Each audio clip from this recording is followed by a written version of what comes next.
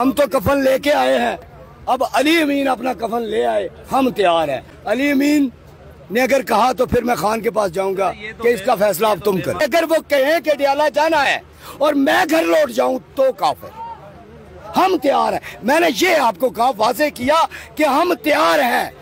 क्यों? हमारी मौत का तो पता ही कोई नहीं है।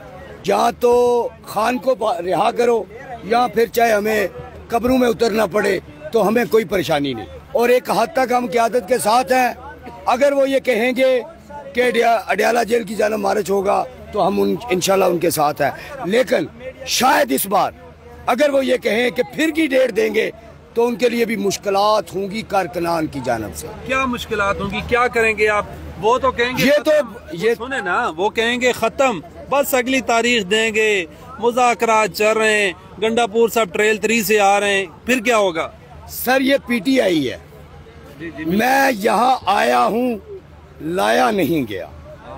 मैं ना किसी के बाप का गुलाम हूँ, ना मैं किसी बिरयानी की प्लेट पे आया हूँ। तो मैं अगर आया हूँ तो इसका मतलब कि एक विजन के पीछे आया हूँ, एक मकसद लेकर आया हूँ। मैं अगर खान के साथ खड़ा हूँ तो एक नजरिए के लिए खड़ा हूँ। तो वो नजरिया क्या है? मेरे बच्चों का फ्यूचर, उनका मुस्तकबिल, जो मुझे दिन ब दिन तारीख से तारीख होता नजर आ रहा है। और अगर पीटीआई की जो खान के अलावा क़यादत है, इन्होंने भी हमारे साथ पीपल्स पार्टी वाले धोखे करने हैं, नून लीग वाले धोखे करने हैं, हमें ट्रक की बत्ती के पीछे लगाना है और बिल आखिर एक दिन हमें खबर मिलनी है कि खान नहीं रहा, तो फिर इससे बेहतर नहीं है या हम ना रहें या ये ना रहे। खान ने तो पहले ही मैसेज दे दिया है कि जो बुज़दिल है वो मेरी पार्टी छोड़ दे।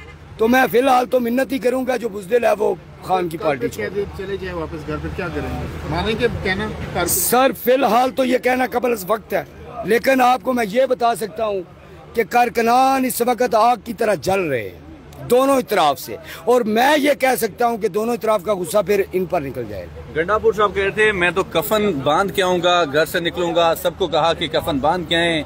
तो अगर कल फिर ये कुछ होता है तो कफन शफन कहाँ पे रह जाएंगे? वो तो भाई मैं आपको एक बात बताऊं, मैं मुस्लिम, एक सेकंड, वो तो वैसे भी मोहम्मदी बिस्तरे वाली चादर पहन के जी भाई, बात ये है, मैं एक ईमानदार मजहबी फैमिली से तलक रखता हूँ। पीटीआई के कारकुनान को लाया नहीं जाता, वो आ जाते हैं। आप देख ले, आप जाएं अपने कैमरे लेकर गली गली शहर शहर जाके विजिट करें, कोई एमपीए नहीं कह रहा कि मैं गाड़ी दे रहा हूँ। लोग अपनी मदद आपके तहत पहुंच रहे हैं, ठीक है। और जो लोग अपनी मदद आपके तहत पहुंच रहे हैं, सबसे पहला सवाल है वो क्यों पहुंच रहे हैं, वो आते क्यों हैं, उनके सर में दर्द है, उन्हें मसला क्या है, उन्हें परेशानी क्या है? क्या मैंने एमएनए बनना है? क्या मैंने एमपीए बनना है? और नहीं यार, मैं तो बीटी मेंबर नहीं बन सकता, मैं एमपीए क्या बनूंगा, मैं एमएनए क्या बनूंगा? मुझे चाहिए इंसाफ। कैसा इंसाफ?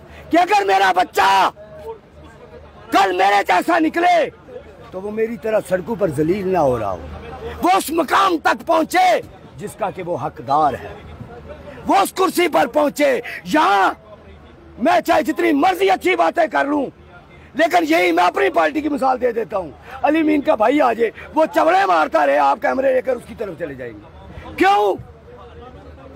कि यह कद देखा जाता है पैसों से, नापा जाता है पैसों से, वकार से नहीं, उसके इल्म से नहीं, उसके कपड़ों की हालत देखकर उसको पहचाना जाता है कि इसका इंटरव्यू करे या नहीं। ये नहीं देखा जाता कि उसके पास इल्म कितना है। मैं चैलेंज करता हूं, खान को छोड़े, आप इन सब को कहे, जो बाइडन को भी ले आए, मेरे साथ मुस्कुरात करे, टेबल टॉक करे, मुझसे जीत के दिखाए। मैं खान को कहूंगा सरेंडर कर दे, मुझसे जीत के दिखाए। चैलेंज करता हूं मैं इनको। क्यों? इसलिए कि जरदारी के घर में पैदा होने से बिलावल नहीं बन जाता।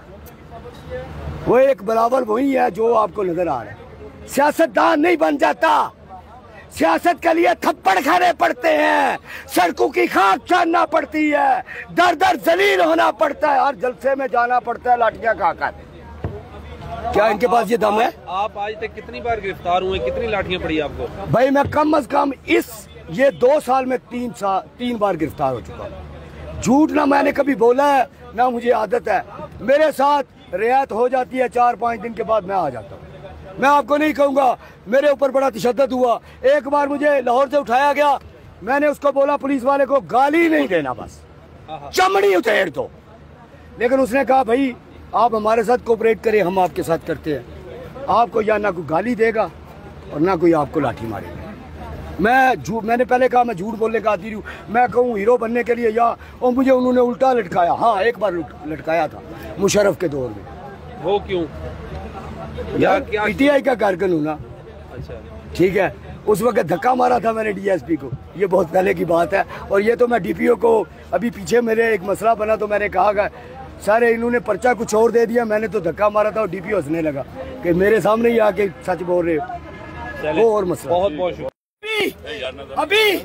अभी से हमें ये मैसेज दो कि यहाँ 1 दिन बिठाना है बिठाओ, 2 दिन बिठाना है बिठाओ, 3 दिन बिठाना है बिठाओ, फिर डी चौक लेकर चलो इंशाअल्लाह। अब नहीं तो कब, हम नहीं तो कौन। अब मुझे ये बताओ, मुझे सिर्फ इतना मैसेज आपको देना है। आज मुझे अवाम को कोई मैसेज नहीं देना। अवाम ने कभी मायूस नहीं किया। हाँ, अगर मायूस हुई तो अवाम की आदत से मायूस हुई। इधर मुड़ा ना। पीटीआई का जलसा है और इमरान खान के चाहने वाले एक दिन कबल ही यहाँ पहुंच आए हैं। क्या लाए अमल है यहाँ पर हम देख सकते हैं। लोग बड़े जज्बाती हैं, कहते हैं ये फैसला कुन मराइल हैं, हम यहाँ बैठेंगे, उठने को तैयार नहीं है। आप कहाँ से आए, क्या स्ट्रेटेजी है? सर मैं लाहौर से आया हूँ।